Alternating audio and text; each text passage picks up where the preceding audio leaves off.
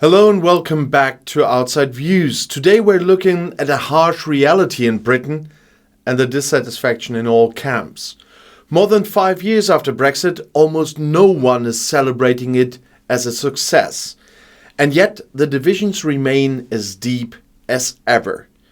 Before the Brexit referendum, supporters promised a better Britain.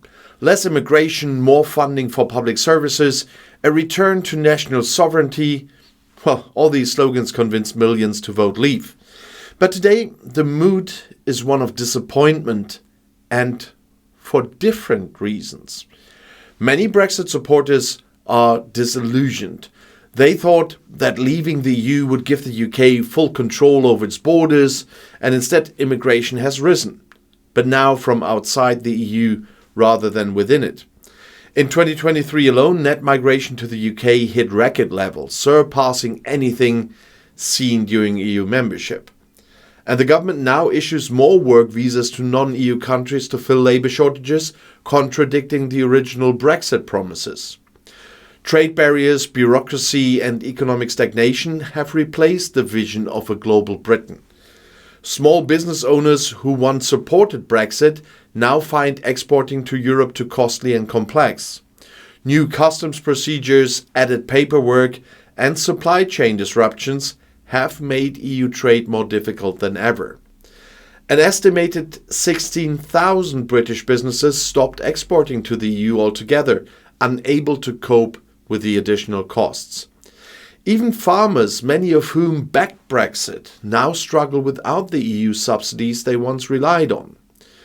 UK farming exports have also suffered, with British agricultural products facing higher tariffs and additional regulatory checks in European markets. And meanwhile, British consumers feel the impact in their daily lives.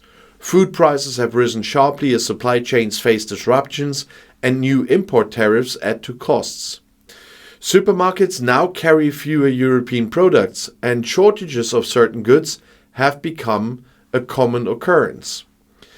Businesses have passed on additional costs to consumers, contributing to the UK's stubbornly high inflation. The cost of living crisis was hitting households hard, with real wages failing to keep up. And on the other side, Brexit opponents feel vindicated but powerless. The damage they predicted is playing out, yet rejoining the EU is not even on the political agenda.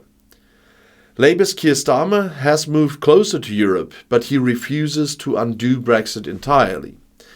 Even though polls show most Britons now believe leaving was a mistake, no mainstream party dares to push for another application for membership.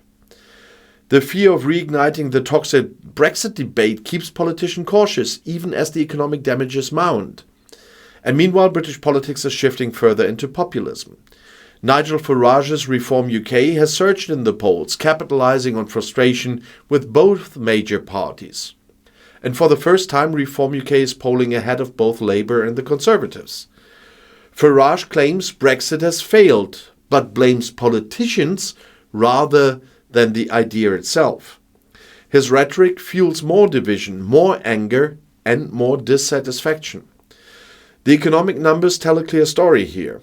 Growth is weaker than it would have been without Brexit. The Office for Budget Responsibility estimates a 4% decline in GDP compared to a scenario where Britain stayed in the EU. Trade volumes have dropped by 15%, and the services sector has held up better than the goods exports, but financial firms have still moved parts of their operations to Paris, Frankfurt, and Dublin to maintain EU market access. Investment in the UK has lagged behind other G7 countries as businesses hesitate due to continued economic uncertainty. And the impact on public services has been severe.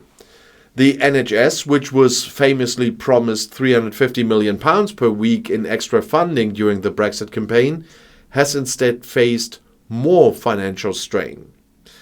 Staff shortages in healthcare have worsened as EU-trained doctors and nurses no longer have automatic recognition of their qualifications in the UK.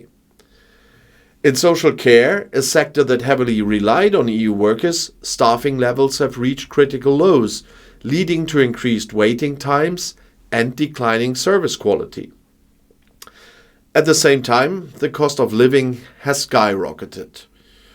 New import costs, currency fluctuations, and Brexit-related bureaucracy have made daily life more expensive for ordinary Britons. And inflation has remained persistently high, and mortgage rates have soared as a result of the UK's economic instability.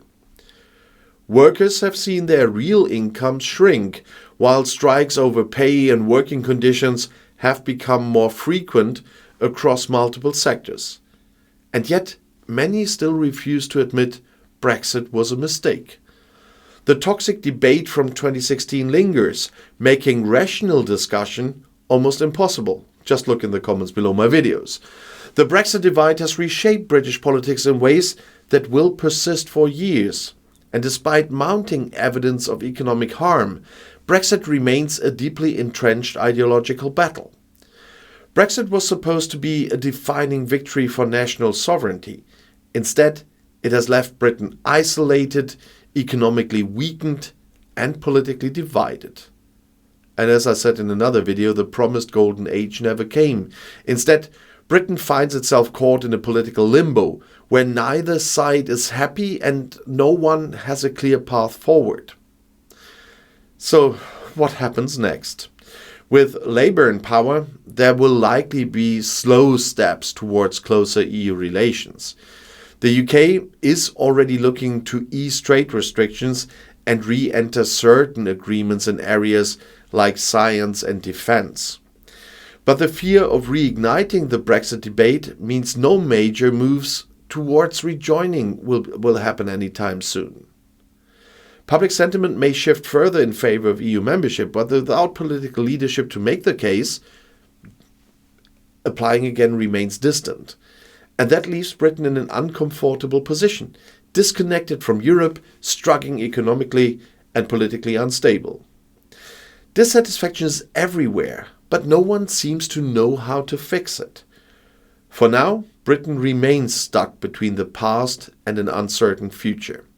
So thank you for watching Outside Views, and if you found this video insightful, don't forget to like, subscribe and share your thoughts in the comments below the video.